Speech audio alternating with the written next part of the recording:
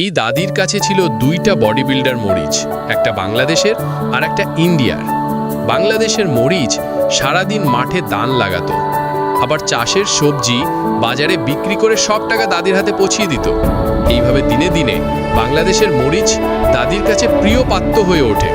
কিন্তু এটা দেখে ইন্ডিয়ার মরিচের খুব হিংসা হয়, তাই সে বাংলাদেশের মরিচের নাম খারাপ করার জন্য পুরো দান খেতে আগুন লাগিয়ে দেয়। কিন্তু দাদি বুঝে যায় এটা কার কাজ, তাই সে বলে দুজনের মধ্যে যে বেশি দান লাগাতে পারবে সে আমার কাছে থাকবে। পরদিন দাদি তাদের দুজনকে জমিতে নিয়ে যায়। প্রথমে বাংলাদেশি মরিচ দান লাগাতে শুরু করে, এরপর ইন্ডিয়ান মরিচ দান লাগাতে শুরু করে। শেষমেশ দুজনে একসাথে দান লাগানো শেষ করে ফেলে। তাই সিদ্ধান্ত হবে ভোটিংয়ের মাধ্যমে। ইন্ডিয়ানরা তোমাদের মরিচকে জিতাতে কমেন্ট করে ফেলো, আর বাংলাদেশিরা তোমাদের মরিচকে জিতাতে লাইক করো।